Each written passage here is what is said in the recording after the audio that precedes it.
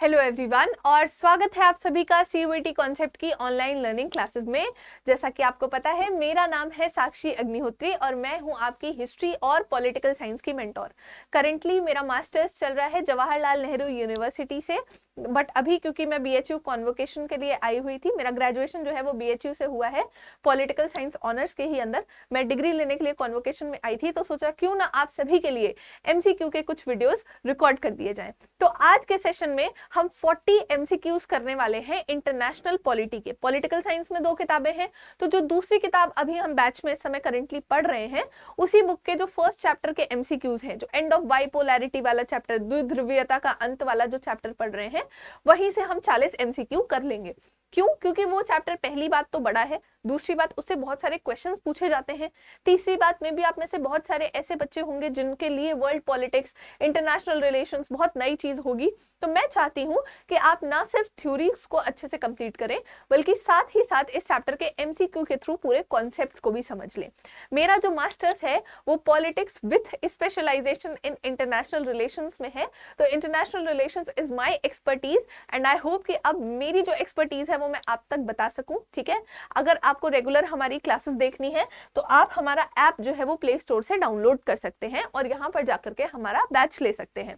आपको कोई भी डाउट हो तो आप ऑफिस के किसी भी नंबर पर कांटेक्ट कर सकते हैं। यहाँ पर आपको क्लासेस मिलेंगी, क्लास के नोट्स मिलेंगे, टीचर्स का गाइडेंस मिलेगा, मॉक टेस्ट मिलेंगे, टेस्ट सीरीज मिलेंगी और भी बहुत कुछ मिलेगा, लाइव क्लासेस भी मिलेंगी। ठीक है, मेरी भी लाइव क्लासेस ऐप पर ही चलती हैं। दरअसल अभी तक पेन टैब मॉडल से चलती थी क्योंकि मैं जेएनयू में हूँ, बट अभी मैं बनारस आई हुई हूँ, तो इस वजह से हमारी जो क्लासेस है वो आपको ऐसे स्टूडियो फॉर्मेट में भी अवेलेबल करवाई जा रही हैं। ठीक है, तो अब हम बिना किसी डिले के एमसीक्यू सेशन पर बढ़ते हैं। इससे पहले हम एमसीक्यू सेशन पर बढ़ें, मैं आपको इतना बता दूं कि क्वेश्चंस जो मैंने यहाँ पर लिए हैं, पहली बात वो बहुत ज्यादा टफ क्वेश्चंस नहीं है, काफी इजी क्वेश्चंस हैं। इन क्वेश्चंस को यहाँ लाने का पर्पस क्या है? मेरा पर्पस आपको क्वेश्चन सॉल्व कराने से ज्यादा इस चैप्टर को रिवाइज करवाना है, क्योंकि इस चैप्टर में है बहुत सारे फैक्ट्स, बहुत सारे कॉन्सेप्ट्स। तो पूरा कॉन्सेप्ट क्लियर करते हुए, हर एक एमसीक्यू के अलावा फैक्ट्स बताते हुए मैं आपको चलूंगी। तो आपको ना सिर्फ एमसीक्यू पर ध्यान देना है, बल्कि इसके अलावा एमसीक्यू के साथ मैं जो आपको थ्योरी बता रही हूँ, अलावा उसके जो फैक्ट्स बता रही हूँ, उन सभी चीजों पर भी आपको इक्वली फोकस करना है। आप चैनल को भी सब्सक्राइब कर लीजिएगा ताकि आपको सारा कंटेंट टाइमली मिलता रहे। आपको क्लास कैसी लगी उसका फीडबैक कमेंट सेक्शन में जरूर से दीजिएगा, क्योंकि मैं सारे कमेंट्स पढ़ूंगी। आपको कोई भी डाउट हो तो डेफिनेटली कमेंट सेक्शन में लीव करिएगा, मैं उसका रिप्लाई देने की भी पूरी कोशिश करूंगी। चलिए अब हम एमसीक्यू की तरफ आगे बढ़ते हैं। ये एमसीक्यूज हैं चैप्टर नंबर 2, मतलब चैप्टर नंबर 1 तो आपके सिलेबस से डिलीट हो चुका है, कोल्ड वॉर, शीत युद्ध वाला। तो हम चैप्टर नंबर 2 के एमसीक्यूज पढ़ेंगे। सोवियत संघ का विघटन और द्वितीय कह सकते हैं द्वितीय जो विश्व था, जो सोवियत संघ था, उसका विघटन और द्विध्रुवीयता का अंत, एंड ऑफ बाइपोलैरिटी। ठीक है, उसके ये एमसीक्यूज हैं। ये चैप्टर हमने ऑलरेडी अपने बैच में कंप्लीट कर लिया है, बस इसका एक लेक्चर बचा हुआ है। चलिए, तो पहला एमसीक्यू है, after the second world war, यानी कि दूसरे विश्व युद्ध के खत्म होने के बाद, दूसरा विश्व युद्ध खत्म हुआ 1945 में। World was divided into the blocks of, मैंने आपको बताया था सेकेंड वर्ल्ड वॉर खत्म होने के बाद 1945 के बाद पूरा वर्ल्ड 2 सेंटर ऑफ पावर में डिवाइड हो गया, 2 पोल्स में डिवाइड हो गया। पहला पोल था यूएस का, पहली पावर का मेन सेंटर था यूएस, और दूसरा पावर का मेन सेंटर था यूएसएसआर, यानी कि सोवियत संघ। तो पूरा वर्ल्ड 2 ध्रुवों में डिवाइड हो गया, 2 पोल्स में डिवाइड हो गया, 2 जगह पूरी पावर डिवाइड हो गई। इस पूरे सिस्टम को बोला गया बाइपोलैरिटी, यानी कि 2 ध्रुवीयता। ठीक है, बाइपोलैरिटी, बाई का मतलब होता है 2, पोलैरिटी का मतलब होता है पोल्स में बट जाना, ध्रुवों में बट जाना। तो पूरी दुनिया शक्ति के 2 ध्रुवों में बट गई, पावर के 2 पोल्स में बट गई, इसको बोला गया बाइपोलैरिटी। ठीक है, और ये 2 ध्रुव कौन से थे? एक था आपका यूनाइटेड स्टेट्स ऑफ अमेरिका और दूसरा था आपका सोवियत संघ। ठीक है, तो यूके सॉरी एक minute just a minute, USA and USSR, D answer आपका सही हो जाएगा। तो पूरा वर्ल्ड 2 ब्लॉक्स में डिवाइड हो गया था, और ये 2 ब्लॉक्स किसके थे? पहली बात, ये लोग पावर के लिए लड़ रहे थे, ये भी पावरफुल था, ये भी पावरफुल था, ये भी सुपर पावर था, ये भी सुपर पावर था। और दूसरी चीज, इनके बीच में मेन कॉन्फ्लिक्ट था आइडियोलॉजी का। ठीक है, मेन कॉन्फ्लिक्ट किसका था? विचारधारा का कॉन्फ्लिक्ट था। तो ये पूरा जो शीत युद्ध चल रहा था, ये आइडियोलॉजिकल कॉन्फ्लिक्ट है, ये वैचारिक कॉन्फ्लिक्ट है, वैचारिक मतभेद है। इसका नाम कोल्ड वॉर बेसिकली बेटा इसीलिए पड़ा है। कोल्ड वॉर इसलिए नहीं पड़ा क्योंकि ये सर्दियों में होता था, बल्कि कोल्ड वॉर इसका नाम इसलिए है क्योंकि यहाँ पर कोई डायरेक्ट कन्फ्रंटेशन नहीं हुआ, आमने सामने की लड़ाई नहीं हुई। ऐसा नहीं है कि ये इसके ऊपर मिसाइल डाल रहा है, वो इसके ऊपर बॉम्ब डाल रहा है, नहीं, ये विचारधारा का युद्ध था। ठीक है, कौन सी विचारधारा? तो यूएसए की विचारधारा थी कैपिटलिज्म यानी कि पूंजीवाद की विचारधारा, और यूएसएसआर की विचारधारा थी कम्युनिज्म यानी कि साम्यवाद की विचारधारा। इन सभी के बारे में मैंने आपको बहुत डिटेल से क्लासेस में बताया है, तो अगर आप रेगुलर क्लासेस ले रहे होंगे तो आप सभी को समझ में आ रहा होगा। ठीक है, तो जिन बच्चों ने बैच नहीं लिया है वो ऐप पर जाकर के बैच ले सकते हैं। चलिए, दूसरा है अप्रैल 1949 में कौन सी ऑर्गेनाइजेशन बनाई गई? तो हमने देखा कि जब कोल्ड वॉर चल रहा था तो यूएसए जो पूंजीवाद वाला है और जो यूएसएसआर साम्यवाद वाला है, ये दोनों अपनी अपनी ऑर्गेनाइजेशंस बना रहे हैं, अपने अपने ग्रुप में लोगों को जोड़ रहे हैं। तो बहुत सारे संगठन बने इस टाइम पे। कुछ प्रमुख संगठनों का नाम याद रखना है। यूएसए ने बनाया नाटो। ठीक है, यूएसए ने क्या बनाया? नाटो। अब क्योंकि ये हिंदी इंग्लिश का झमेला नहीं होगा यहाँ पे, ये संगठन का नाम है, हिंदी और इंग्लिश में सेम रहेगा।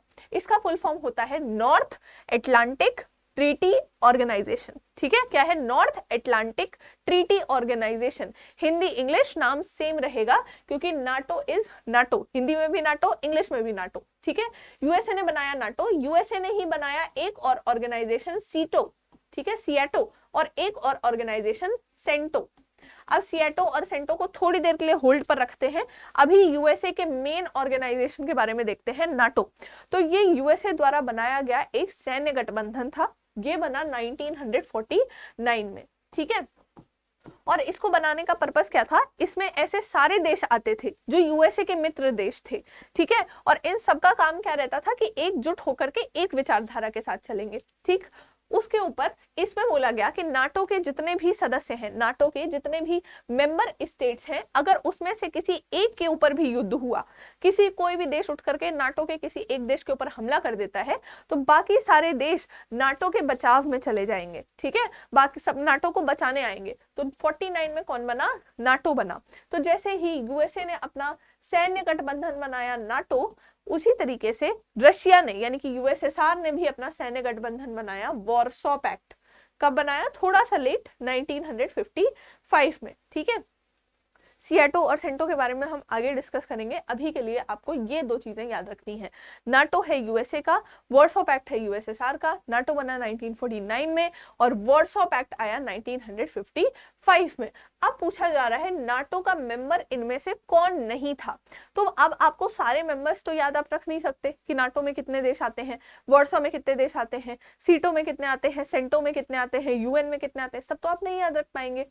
ऐसे क्वेश्चंस जहां पर आपको लगे कि आपको क्वेश्चंस का आंसर शायद से नहीं आता, या शायद से थोड़ा सा डाउट है आपको, या इतना कोई कह सकते हैं हार्डकोर फैक्ट पूछ लिया गया हो, ऐसे क्वेश्चंस में आपको थोड़ा सा सतर्क हो जाना है और बिना पैनिक किए सबसे पहले ऑप्शंस पढ़ने हैं, आंसर्स पढ़ने हैं। ठीक है, ऑप्शन पढ़िए।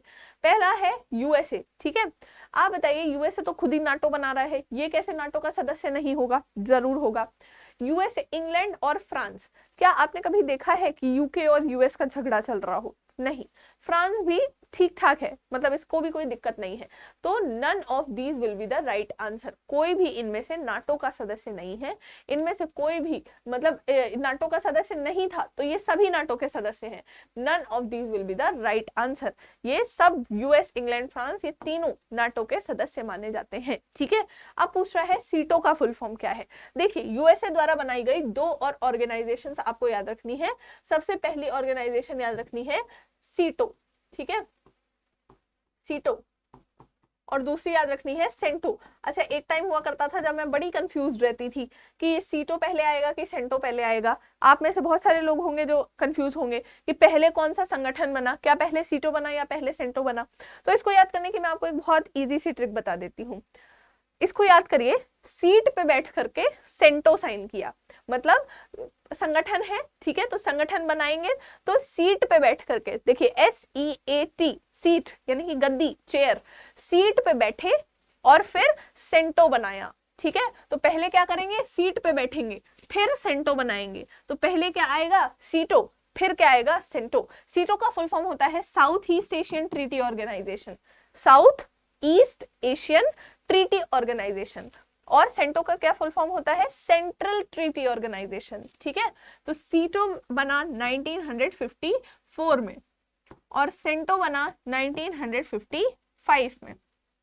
ये प्रमुख ऑर्गेनाइजेशंस यूएसए ने ही बनाई थी, ठीक है। किसने बनाई थी? यूएसए ने बनाई थी। South East Asian Treaty Organization, Central Treaty Organization, ठीक है। इसको जो है सेंटो जो है इसको बगदाद पैक्ट भी बोला जाता है, ठीक है। क्या बोला जाता है? बगदाद पैक्ट, ठीक है। बगदाद का समझौता भी इसको बोला जाता है। तो सीट पे बैठे और सेंटो बनाया। तो पहले क्या आएगा? सीटो, और फिर क्या आएगा? सेंटो। तो सीटो का फुल फॉर्म क्या है? South East Asian Treaty Organization, ठीक है। अब आप बोलेंगे मैम इसमें हिंदी में क्यों नहीं लिखा? क्योंकि नाम है संगठन का, हिंदी इंग्लिश सब बराबर, ठीक है। अब नाटो की रचना क्यों हुई थी, कब हुई थी ये तो देख लिया, 1949 में हुई थी। क्यों हुई थी ये भी बहुत इंपॉर्टेंट है, ठीक है। पहली बात, अनदर वर्ल्ड वॉर रोकने के लिए। नाटो का वर्ल्ड वॉर से कोई लेना देना नहीं है। द्वितीय विश्व युद्ध खत्म होने के बाद तृतीय विश्व युद्ध को रोकने के लिए, मतलब 2 विश्व युद्ध ऑलरेडी हो चुके हैं, 2 वर्ल्ड वॉर ऑलरेडी हो चुके हैं, तीसरा ना हो जाए इस बात को रोकने के लिए यूएन बनाया गया था, संयुक्त राष्ट्र बनाया गया था, यूनाइटेड नेशन ऑर्गेनाइजेशन बनाया गया था, ठीक है। संयुक्त राष्ट्र बनाया गया था, ना कि आपका नाटो, ठीक है। दूसरा क्या है? टू रूट आउट कम्युनिस्ट, संघीय सरकार में कम्युनिस्ट जासूसों को जड़ से उखाड़ फेंकने के लिए। ऐसा कुछ नहीं था, इनका जासूसी से कोई लेना देना नहीं था। यूएसएसआर को नियंत्रित करने के लिए, ना ही इसका यूएसएसआर से कोई लेना देना था। इसका सिंपल सा मोटो क्या था कि वेस्टर्न पावर्स, जितनी भी वेस्टर्न पावर्स हैं उन सबको संगठित कर लिया जाए, सबको मिला लिया जाए, ताकि इन केस अगर कल को यूएसएसआर हमारे ऊपर हमला बोल देता है तो हम सारे देश मिल करके यूएसएसआर के खिलाफ लड़ेंगे। तो to unite the western powers against possible invasion by the USSR, इस वजह से आपका नाटो बनाया गया था, ठीक है। नेक्स्ट आता है यूएसए और USSR during the post second war period is known as, मतलब यूएस और यूएसएसआर के बीच में द्वितीय विश्व युद्ध के बाद जो झगड़ा चल रहा था, जो राइवलरी चल रही थी, जो कॉन्फ्लिक्ट चल रहा था, वो उसको क्या बोला जाता है? तो उसको बोला जाता है कोल्ड वॉर। क्या बोला जाता है? कोल्ड वॉर, शीत युद्ध। क्या बोलते हैं? शीत युद्ध। इसमें ये लोग लड़ नहीं रहे थे, सिर्फ और सिर्फ एक दूसरे से कंपटीशन कर रहे थे। नॉन अलाइनमेंट, इसके बारे में मैंने आपको बताया था, ये बना था बैंडंग के सम्मेलन में। Non align movement, Jawaharlal Nehru, Tito, Gamal Abdel Nasser, ठीक है, उसके बाद क्वामे एनकेरुमा और एक और कौन थे? सुकार्नो, ठीक है। ये 5 नेता मिले थे। ये सारी चीजें बैच में ऑलरेडी डिस्कस्ड हैं, क्लासेस में हमने ऑलरेडी पढ़ ली हैं, ठीक है।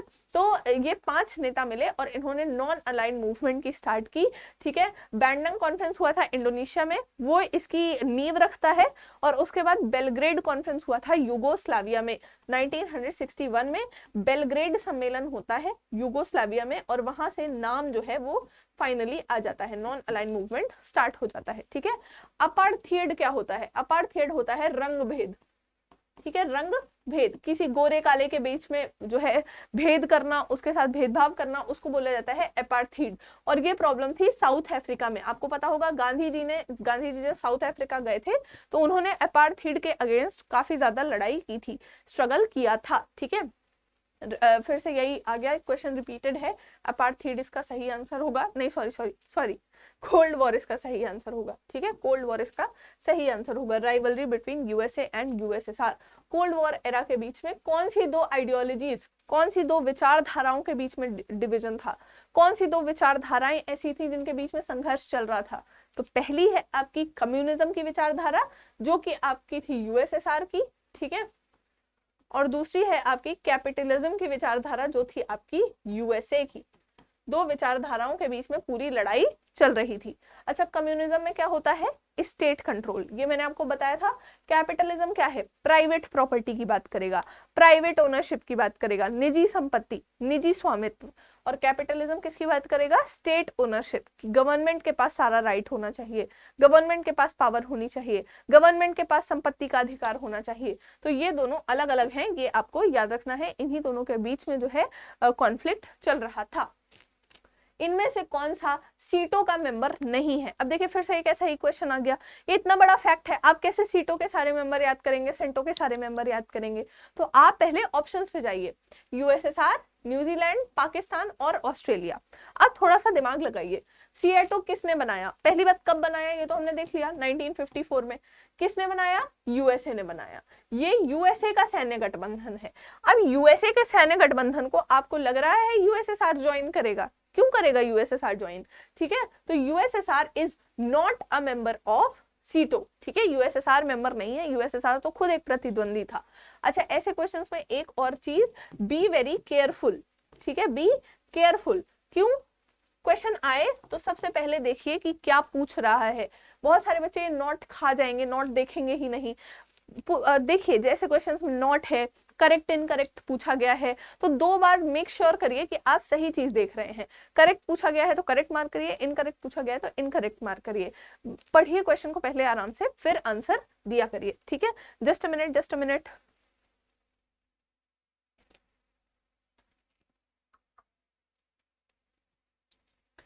चलिए अब हम नेक्स्ट क्वेश्चन की तरफ आगे बढ़ते हैं। नेक्स्ट क्वेश्चन हमारा है 1961 में कौन सा इवेंट हुआ था?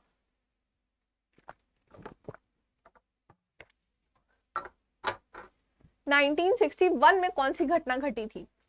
तो अब हम जितनी घटनाएं घटी हैं सबका देखते हैं ईयर, क्योंकि ये रिवीजन सेशन भी है, रिवाइज भी मुझे आपको करवाना है। मैं आपको सारी घटनाओं के बारे में बताती हूँ। Unification of Germany. देखिए मैंने आपको बताया था जर्मनी में 1961 में बनवाई गई थी बर्लिन वॉल। क्या बनवाई गई थी? Berlin wall. और ईस्ट जर्मनी और वेस्ट जर्मनी को अलग कर दिया गया था, दोनों को सेपरेट कर दिया गया था। 1989 में 9 नवंबर 1989 को इस बर्लिन वॉल को लोग गुस्सा करके तोड़ देते हैं। ठीक है, और जो ईस्ट जर्मनी और वेस्ट जर्मनी है वो एक हो जाते हैं। तो यूनिफिकेशन ऑफ जर्मनी, जर्मनी का एकीकरण जो वेस्ट और ईस्ट जर्मनी था, ये कब मिले? तो 1989 में। ठीक है, वियतनामीज इंटरवेंशन इन कंबोडिया, ये आपके सिलेबस का नहीं है, आपकी जस्ट एक इन्फॉर्मेशन के लिए मैं बता देती हूँ। ये 1978 में हुआ था, वियतनामीज वॉर्स के बाद। ठीक है, फिर है सोवियत इन्वेजन इन अफगानिस्तान। ये एक फैक्ट है जो आपके चैप्टर 2 में है, याद रखिएगा इसको। 1979 में हुआ था, यूएसएसआर ने अफगानिस्तान पर आक्रमण कर दिया था। ठीक है, और construction of Berlin wall, Berlin wall बनवाने की शुरुआत कब हुई? 1961 में हुई। तो 1961 में क्या हुआ? बर्लिन वॉल बनवाने की शुरुआत हुई, बर्लिन की दीवार को बनवाना शुरू किया गया। ठीक है, सेंटो का फुल फॉर्म क्या है? सेंटो कब बना? 1955 में बना। और अभी बताया था फुल फॉर्म क्या है? Central Treaty Organization. ठीक है, जितने भी सेंट्रल एशिया के देश हैं, मध्य एशिया के देश हैं, मध्य एशिया नहीं बोला जाएगा, मध्य वर्ल्ड बोला जाएगा, जैसे इराक, ईरान, लेबनान, सीरिया, ये सब। ठीक है, सेंट्रल वर्ल्ड के देश हैं जितने भी, जैसे होता है ना वेस्ट, इसमें वेस्टर्न कंट्रीज आती हैं, ईस्ट ईस्टर्न कंट्रीज आती हैं, उसी तरह से सेंटर वाले में जो आते हैं इराक, ईरान, लेबनान, सीरिया, ठीक है, यमन, ओमान, सऊदी, यूएई। ठीक है, तो ये सेंट्रल ट्रीटी, सेंट्रल में आते हैं। तो सेंट्रल ग्लोब के जितने देश हैं उनके साथ यूएसए बनाता है सेंट्रल ट्रीटी ऑर्गेनाइजेशन। ठीक है, नेक्स्ट क्वेश्चन की तरफ आगे बढ़ते हैं। इनमें से कौन सा नैम का ऑब्जेक्टिव नहीं है? दरअसल जो नॉन अलाइन मूवमेंट है 5 नेताओं ने बनाया था। नाम याद रखिएगा, पूछा जाता है कभी कभी। ठीक है, नेहरू जी, जवाहरलाल नेहरू फ्रॉम इंडिया। ठीक है, क्वामे एनक्रुमा, ठीक है, घाना के थे ये, क्वामे एनक्रुमा। ठीक है, अब्दुल गामेल नासेर, ये इजिप्ट के थे। ठीक है, जोसेफ बेजोस टीटो, और ये यूगोस्लाविया के थे। और फिर आपके सुकार्नो, ये इंडोनेशिया के थे। ठीक है, ये इंडोनेशिया के थे। तो ये 5 नाम आपको याद रखने हैं। नाम आपका बना था 1961 में बेलग्रेड के सम्मेलन में, बेलग्रेड की कॉन्फ्रेंस में बना था, ये भी आपको याद रखना है। पूछा गया है क्वेश्चन में कि इनमें से कौन सा नाम का ऑब्जेक्टिव नहीं है, नाम को प्रतिबिंबित नहीं करता है। तो सबसे पहली बात देखिए क्या बोला है, न्यूली डीकोलोनाइज कंट्री को इंडिपेंडेंट पॉलिसीज के लिए परसुएट करना। इसमें हिंदी का क्वेश्चन नहीं दिया है क्या? एक सेकेंड, इसमें हिंदी क्वेश्चन नहीं है बेटा, मैं आपके लिए हिंदी ट्रांसलेट कर देती हूँ। पहला क्वेश्चन है कि जो नई नई उपनिवेशवाद से मुक्त हुई देश हैं उनको एक स्वतंत्र पॉलिसी के लिए परसुएड करना, उनको बोलना कि आप अपनी पॉलिसी को स्वतंत्र रखिए। तो नैम का ये काम था, नैम ने सबकी स्वतंत्रता की बात की। Not to join any military alliance, ये भी बात सही है। नैम का क्या पर्पस था कि कुछ लोग यूएसए की तरफ जा रहे हैं, कुछ लोग यूएसएसआर की तरफ जा रहे हैं, लेकिन हम निष्पक्ष रहेंगे, हम किसी भी मिलिट्री अलायंस को ज्वाइन नहीं करेंगे। तीसरा है follow a policy of neutrality, यानी कि न्यूट्रल होना, ठीक है, निष्पक्षता की राजनीति करना ग्लोबल इश्यूज के ऊपर। ये बात गलत है। नैम का मतलब था, नैम जब आया, नॉन अलाइंड मूवमेंट आया, उन्होंने बोला कि हम चुप्पी नहीं साधेंगे, ऐसा नहीं है कि हम न्यूट्रल रहेंगे, निष्पक्ष रहेंगे, लेकिन हम भी ग्लोबल इश्यूज में इंटरवीन करेंगे, जो भी विश्व के मुद्दे हैं उस पर हम भी बात करेंगे, लेकिन हम शांतिपूर्वक बात करेंगे, ठीक है। तो जो भी ग्लोबल इश्यूज हैं उस पर न्यूट्रलिटी रखना, ऐसा कहीं भी नैम में नहीं बोला गया था। ये आंसर सही हो जाएगा, क्योंकि इसमें बोला गया है डज नॉट रिफ्लेक्ट, यानी कि नाम के उद्देश्यों को प्रतिबिंबित नहीं करता है। तो ये जो है, ये नॉन अलाइंड मूवमेंट का उद्देश्य नहीं है, ठीक है। ये क्वेश्चन हो चुका है, ये रिपीटेड है, इस पर नहीं ध्यान देते हैं। Warsaw Pact was led by, Warsaw Pact का नेतृत्व कौन कर रहा था? अभी बताया 1955 में बना था। सोवियत यूनियन, यूएसएसआर जो है वो वॉर्सो पैक्ट को नेतृत्व कर रहा था। जो वॉर्सो पैक्ट है ये एक तरह का मिलिट्री अलायंस है, एक तरह का सैन्य गठबंधन है, ठीक है। ये क्या है? मिलिट्री अलायंस है, सैन्य गठबंधन है। यूएसएसआर इसका नेतृत्व कर रहा था। इसी के समकालीन कौन था? आपका नाटो था। नाटो का प्रतिनिधित्व कौन कर रहा था? यूएस कर रहा था, ठीक है। तो दोनों आपको याद रखने हैं। नेक्स्ट क्वेश्चन की तरफ हम बढ़ते हैं। मिलिट्री अलायंसेस से संबंधित है ये क्वेश्चन। जितने भी मिलिट्री अलायंसेस हुए, just a minute, I think इसमें हिंदी क्वेश्चन होगा। हाँ, ये रहा हिंदी का क्वेश्चन। थोड़ा हिंदी का देखते हैं, थोड़ा इंग्लिश का देखते हैं। तो सैन्य गठबंधनों के बारे में अभी हमने इतने सारे सैन्य गठबंधन पढ़े, नाटो पढ़ा, वॉर्सो पैक्ट पढ़ा, सीटो पढ़ा, सेंटो पढ़ा। इन सारे सैन्य गठबंधनों की कैरेक्टरिस्टिक्स क्या होती हैं, विशेषताएं क्या होती हैं, आपको बताना है कि कौन सी विशेषता सही है और कौन सी विशेषता गलत है, ठीक है। तो पहला क्या दिया गया है? Members countries of the alliance are to provide basis in their respective lands for super powers. मतलब अगर नाटो का, देखिए नाटो को लीड कौन कर रहा है? नाटो की सुपर पावर महाशक्ति कौन है? यूएसए, ठीक है। तो जितने भी नाटो के सदस्य होंगे वो यूएसए को अपनी कंट्री में जमीन देंगे ताकि यूएसए अपना मिलिट्री बेस वहां पे बना सके, ठीक है। अभी जो पूरा यूक्रेन वाला झगड़ा चल रहा है, आप देखिए इसीलिए तो चल रहा है। यूक्रेन नाटो ज्वाइन करना चाहता है, लेकिन रशिया को पता है कि अगर यूक्रेन ने नाटो ज्वाइन कर लिया तो यूएसए की सेना यूक्रेन के बॉर्डर पे लग जाएगी आकर के। तो जितने भी नाटो के सदस्य हों, वॉर्सो पैक्ट के सदस्य हों, अब तो वॉर्सो पैक्ट रह नहीं गया, लेकिन जितने भी सैन्य गठबंधन होते हैं उनके सदस्यों का ये ड्यूटी होता है, उनके सदस्यों का ये बाइंडिंग काम होता है कि वो महाशक्तियों के लिए अपने अपने देशों में अड्डे उपलब्ध करवाएं, मिलिट्री अड्डे, ठीक है, सैन्य अड्डे उपलब्ध करवाएं। तो ये तो बात ठीक है, ट्रू है, सही बोला गया है ना, सही या गलत का निशान लगाएं।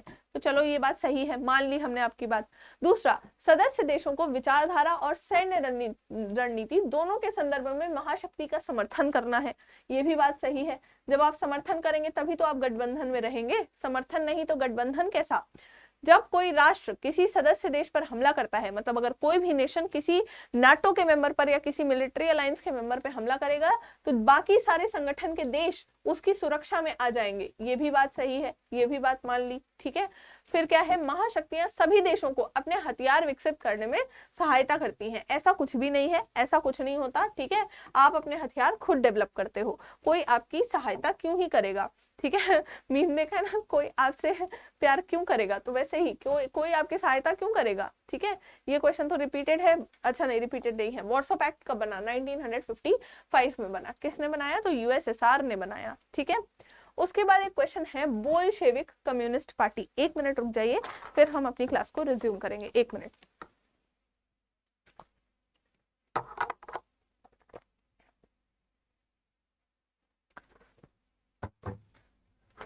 आपको पता होगा रशिया में कम्युनिस्ट पार्टी की सरकार थी। रशिया में बोला गया था कि कोई भी ऑपोजिशन नहीं रहेगा, कोई भी विरोधी दल नहीं रहेगा, ठीक है। तो जो बोल्शेविक कम्युनिस्ट पार्टी थी, रशिया की जो पार्टी थी, वो किसने फाइंड की थी? कौन उसके फाउंडर थे?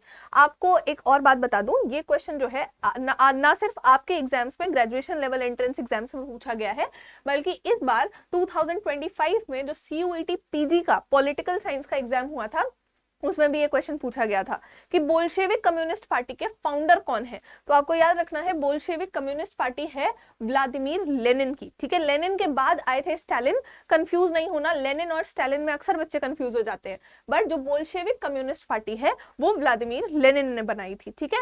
और इसी बोल्शेविक कम्युनिस्ट पार्टी के 1985 के जनरल सेक्रेटरी आपके थे मिखाइल गोर्बचेव। ये वही मिखाइल गोर्बचेव हैं जिनकी वजह से डिसइंटीग्रेशन ऑफ यूएसएसआर हुआ था, जो पॉलिसीज लेके आए थे, ग्लासनोस्ट, पेस्ट्रोइका, सिनात्रा, ये सारी चीजें। तो 1985 में इसी कम्युनिस्ट पार्टी के जीएस जनरल सेक्रेटरी बनते हैं आपके गोर्बचेव। इस पार्टी को फाइंड करने का काम किया था व्लादिमीर लेनिन ने, ठीक है। अब ये एक और नाम आ गया भाई, निकिता ख्रूश्चेव। तो निकिता ख्रूश्चेव थे यूएसएसआर के प्रेसिडेंट, ठीक है। कब थे ये याद रखना जरूरी है, जिस समय क्यूबन मिसाइल संकट हुआ था, ठीक है। जिस समय क्यूबन मिसाइल संकट हुआ था, क्यूबन मिसाइल क्राइसिस हुआ था 1961 में, उस समय ये निकिता ख्रूश्चेव जी ही यूएसएसआर के प्रेसिडेंट थे, ठीक है। ये आपको याद रखना है। ब्रेजनेव भी एक समय पर यूएसएसआर के प्रेसिडेंट थे, व्लादिमीर लेनिन भी थे, स्टालिन भी थे, लेकिन कम्युनिस्ट पार्टी को फाइंड करने का काम किसने किया था? व्लादिमीर लेनिन ने किया था। ये भी क्वेश्चन पूछा गया था इस बार के सीयूईटी पीजी एग्जाम में। 1985 के दौरान जनरल सेक्रेटरी कौन था? तो मिखाइल गोर्बचेव थे, ठीक है। नेक्स्ट क्वेश्चन की तरफ आते हैं। सोवियत संघ कब आया? ठीक है, सोवियत संघ पहली बात तो आया था रशिया सोशलिस्ट रिवॉल्यूशन के बाद। इसी सोशलिस्ट रिवॉल्यूशन को रशियन रिवॉल्यूशन भी कहते हैं, रशियन क्रांति भी कहते हैं, ठीक है। समाजवादी क्रांति के बाद, ठीक है, रशियन क्रांति के बाद सोवियत संघ कब अस्तित्व में आया? 1942 कहां से आ गया यहाँ पे? 1917, ठीक है, 1917 में हुई थी रशिया की क्रांति और उसके बाद आपका जो सोवियत संघ है वो आया था। सोवियत संघ जब आया तो इसमें बोला गया कि ये पूरा कम्युनिज्म की विचारधारा पे चलेगा, साम्यवाद की विचारधारा पे चलेगा, ठीक है। उसके बाद इन्होंने और बोला कि हमारे यहाँ सिर्फ एक ही पार्टी रहेगी जो कि है कम्युनिस्ट पार्टी ऑफ यूएसएसआर, ठीक है। इस कम्युनिस्ट पार्टी के अलावा कोई भी विरोधी दल यहाँ पर नहीं रहेगा। एक अथॉरिटेरियन रिजीम, तानाशाही रिजीम की बात की गई, ठीक है। सरकार के पास सारी पावर होगी, ये सारी बातें इन्होंने की। नेक्स्ट क्वेश्चन की तरफ जाते हैं। बर्लिन वॉल की फॉल कब हुई? बर्लिन वॉल को कब ढहा दिया गया? बर्लिन वॉल को कब गिरा दिया गया? तो अभी मैंने आपको बताया कि बर्लिन वॉल जो है वो बनवानी शुरू हुई थी 1961 में और फाइनली 9 नवंबर को 1989 को बर्लिन वॉल को गिरा दिया जाता है। इसी को बोला जाता है जर्मनी का एकीकरण। इसको क्या बोला जाता है? जर्मनी का एकीकरण। चलिए नेक्स्ट क्वेश्चन की तरफ आगे बढ़ते हैं। वॉर्सो पैक्ट क्या था? तो वॉर्सो पैक्ट क्या था? एक मिलिट्री अलायंस था, एक सैन्य गठबंधन था, ठीक है, सेना का गठबंधन था। यूएसएसआर, ये तो क्वेश्चन रिपीट हो गया, जस्ट अ मिनट। रशिया ने यूएसएसआर की सीट कब ली? ये एक इंपॉर्टेंट क्वेश्चन है। जिस समय सोवियत संघ का विघटन हुआ, कब हुआ सोवियत संघ का विघटन? 1991 में हुआ, ठीक है। तो जिस समय सोवियत संघ का विघटन हुआ तो सोवियत संघ की जो सीट थी, चाहे वो सोवियत संघ की जितनी भी चीजें थी, चाहे वो उसकी यूनाइटेड नेशंस की परमानेंट सीट हो, चाहे वो उसके न्यूक्लियर वेपन्स हो, परमाणु हथियार हो, चाहे वो उसकी मिसाइल्स हो, ये सब किसको मिल गई? रशिया को मिल गई। तो यूएसएसआर की सीट कब ली थी? 1991 के दिसंबर में ये सीट ली थी। 24 या 25 दिसंबर था, डेट मत याद रखिए बट दिसंबर 1991 याद रखिएगा, ठीक है। अच्छा, यूनाइटेड नेशंस की जब हम बात करते हैं तो यहाँ पे 5 परमानेंट मेंबर्स होते हैं। यहाँ के सिक्योरिटी काउंसिल में, यहाँ के सुरक्षा परिषद में 5 परमानेंट सदस्य होते हैं, ठीक है। इनके पास होता है आपका वीटो पावर। ये 5 सदस्य कौन से हैं? चाइना, रशिया, यूके, यूएसए और फ्रांस। 5 सदस्य, चाइना, रशिया, यूके, यूएसए और फ्रांस। तो इन 5 के पास है परमानेंट पावर, परमानेंट सदस्य है ये। इसके अलावा सुरक्षा परिषद में ये है यूनाइटेड नेशन का सुरक्षा परिषद, जिसको बोलते हैं सिक्योरिटी काउंसिल। देखिए हिंदी और इंग्लिश दोनों वाले बच्चों की संतुष्टि के लिए आधा हिंदी और आधा इंग्लिश में लिख दिया है, ठीक है। तो इसमें 10 नॉन परमानेंट, 10 अस्थायी सदस्य भी होते हैं जो कि हर 2 साल के लिए नियुक्त किए जाते हैं। 2 ईयर का इनका कार्यकाल होता है, 2 साल के लिए ये नियुक्त किए जाते हैं, ठीक है।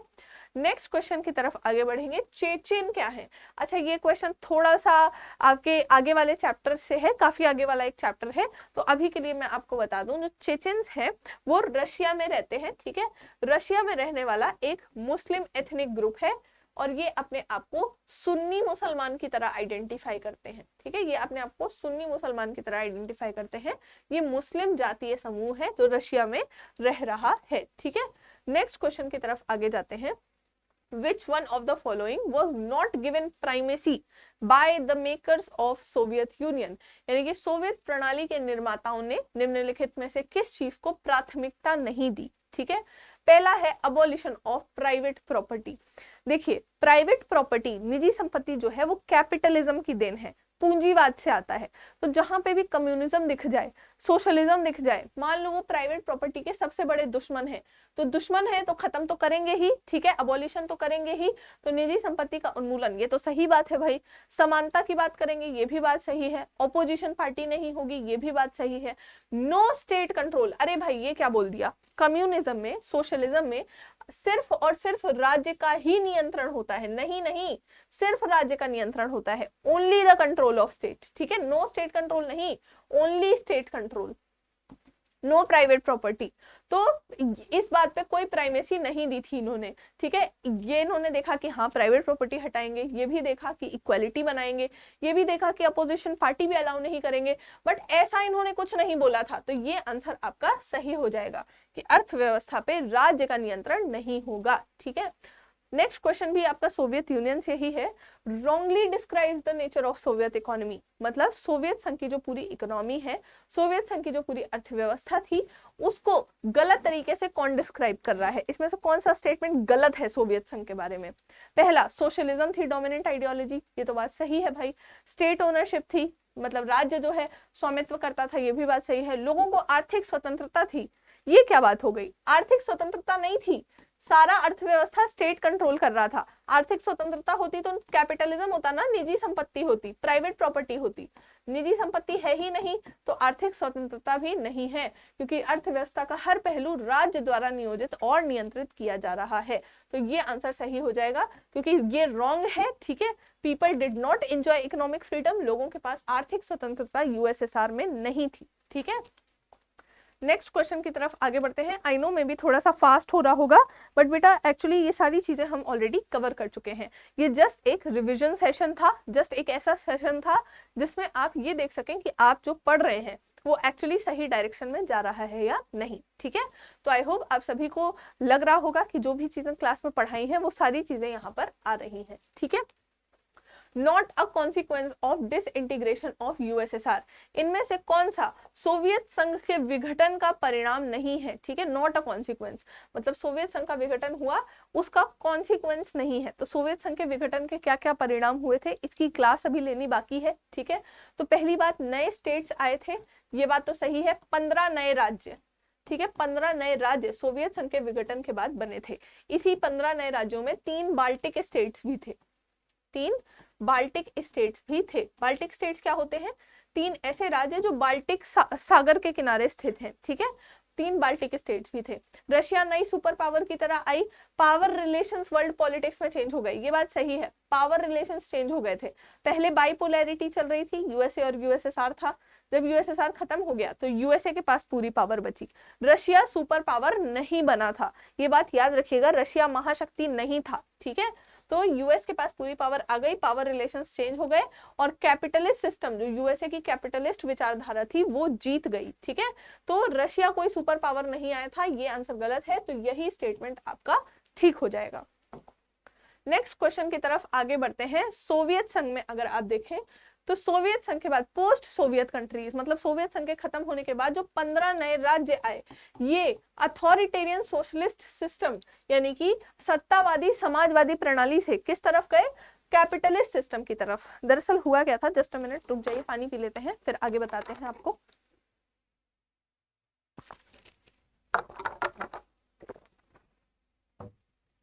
जिस समय सोवियत संघ खत्म हुआ, जिस समय सोवियत संघ का डिसइंटीग्रेशन हुआ, उस समय बोला गया कि अब जो है हम जो यूएसएसआर के बाद जो देश आए हैं, यूएसएसआर के बाद के जितने भी देश हैं, वो भी अपने यहाँ कैपिटलिज्म लेकर के आएंगे। ठीक है, वो भी अपने यहाँ पूंजीवाद की विचारधारा लेकर के आएंगे और तुरंत लेकर के आएंगे, सडन बदलाव होगा। इसी को बोला गया शॉक थेरेपी। तो शॉक थेरेपी क्या है?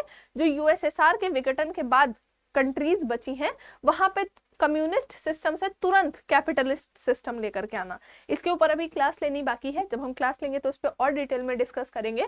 तो इसमें बोला गया कि सत्तावादी समाजवादी सिस्टम से हमें किसकी तरफ जाना है, डेमोक्रेटिक सिस्टम की तरफ, एक लोकतांत्रिक सिस्टम की तरफ, लोकतांत्रिक कैपिटलिस्ट सिस्टम की तरफ। ठीक है, अब आया है क्वेश्चन गोरबचेव के ऊपर। तो गोरबचेव जो है 1985 में सोवियत संघ के प्रेसिडेंट बने थे, सोवियत यूनियन में जनरल सेक्रेटरी बने थे कम्युनिस्ट पार्टी के। इन्होंने लेकर के आए बहुत सारे रिफॉर्म्स। ठीक है, गोरबचेव ने बहुत सारे सुधार लेके आए, आर्थिक सुधार, राजनीतिक सुधार। ठीक है, इसमें 3 सुधार थे। अब ये रशियन नाम है तो इंग्लिश हिंदी सेम रहेंगे, ग्लासनोस्ट, पेस्ट्रोइका और सिनात्रा। ठीक है, तो गोरबचेव ने क्या प्रॉमिस किया कि क्या नहीं प्रॉमिस किया था रिफॉर्म करने के लिए, क्या रिफॉर्म करने के लिए वादा नहीं किया था उन्होंने। ठीक है, 1 मिनट, इसका भी आई गेस हिंदी क्वेश्चन नहीं है। इसमें इन्होंने बोला था एडमिनिस्ट्रेटिव सिस्टम को लूज करने की बात बोली थी, वेस्ट के साथ अपने संबंधों को सुधारने की बात भी बोली थी, इकोनॉमिक रिफॉर्म की बात भी बोली थी, गवर्नमेंट के ऊपर किसी भी कंट्रोल की बात इन्होंने नहीं की थी। तो ये आंसर आपका सही हो जाएगा कि गवर्नमेंट कंट्रोल के ऊपर इन्होंने कुछ नहीं बोला था।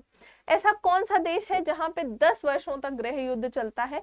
2001 तक यहाँ पे गृह युद्ध चलता है, 1991 से शुरू होता है, 2001 तक चलता है, वो है तजाकिस्तान। ठीक है, आपको याद रखना है तजाकिस्तान में 10 साल तक आपका गृह युद्ध चला था। ठीक है, नेक्स्ट क्वेश्चन की तरफ जाते हैं। बर्लिन वॉल के बारे में कौन सा स्टेटमेंट गलत है? इनमें से दिया हुआ कौन सा स्टेटमेंट बर्लिन वॉल को दर्शाता नहीं है?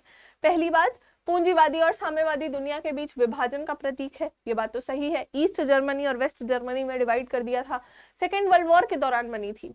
ये आपको फिशी नहीं लग रहा स्टेटमेंट? 1945 में सेकेंड वर्ल्ड वॉर खत्म हो गया। ठीक है, और 1961 में बनी आपकी बर्लिन वॉल। ठीक है, आगे पढ़ने की जरूरत ही नहीं है, सेकेंड वर्ल्ड वॉर के दौरान बर्लिन वॉल नहीं बनी थी। ये स्टेटमेंट आपका सही हो, ये स्टेटमेंट गलत है। तो इस क्वेश्चन का सही आंसर क्या है? क्योंकि फॉल्स पूछा है तो ये स्टेटमेंट फॉल्स है। ठीक है, 9 नवंबर 1989 को इसको तोड़ दिया गया था और इसको तोड़ने के बाद जर्मनी का एकीकरण हो गया था। ठीक है, नेक्स्ट क्वेश्चन की तरफ बढ़ते हैं। ऐसे सिस्टम को क्या बोलते हैं? ऐसी प्रणाली जिसमें अंतरराष्ट्रीय स्तर पर मामलों में केवल एक महाशक्ति नहीं बल्कि देशों के समूह का प्रभुत्व होता है। देखिए, अगर हम पॉलिटिकल सिस्टम की बात करें तो पहली चीज है यूनिपोलर। 2-3 चीजें याद रखिए। एक ध्रुवीय, हिंदी में भी बता देते हैं, यहीं पे लिखते हैं, रुकिए यहाँ पे हिंदी पे लिख देते हैं, एक ध्रुवीय। ठीक है, फिर एक होता है बाइपोलर यानी कि 2 ध्रुवीय, बाई का मतलब होता है 2। फिर एक होता है मल्टीपोलर यानी कि बहुध्रुवीय। बहुत सारे लोग, एक ध्रुवीय में क्या होता है? पावर एक इंसान के पास होती है। बाइपोलैरिटी में पावर 2 लोगों के पास होती है। जैसे यूएसए और यूएसएसआर, वो बाइपोलर सिस्टम था। जब यूएसएसआर टूट गया तो पावर किसके पास बची? यूएसए के पास, वो हो गया यूनिपोलर सिस्टम। और तीसरा है बहुध्रुवीय यानी कि मल्टीपोलर वर्ल्ड। तो जब पावर जो है ग्रुप के पास हो तो उसको हम बोलेंगे मल्टीपोलर वर्ल्ड, मल्टीपोलर सिस्टम। ठीक है, शॉक थेरेपी अभी बताया, शॉक थेरेपी आई यूएसएसआर के टूटने के बाद वाली सारी कंट्रीज में, और इसमें बोला गया कि अब जितनी भी देश हैं जो यूएसएसआर के बाद आए हैं वो कौन सा मॉडल अपनाएंगे, कौन सी इकोनॉमी लेके आएंगे अपने यहाँ? कैपिटलिस्ट इकोनॉमी लेके आएंगे, पूंजीवादी इकोनॉमी लेके आएंगे। नेक्स्ट क्लास में हम ये भी देखेंगे कि किस तरीके से ये शॉक थेरेपी वाला पूरा मॉडल जो है वो खारिज हो जाता है, फेल हो जाता है। एपिक फेल, बहुत बुरी तरीके से फेल हुआ था। जस्ट अ मिनट बेटा, 1 मिनट रुक जाइए।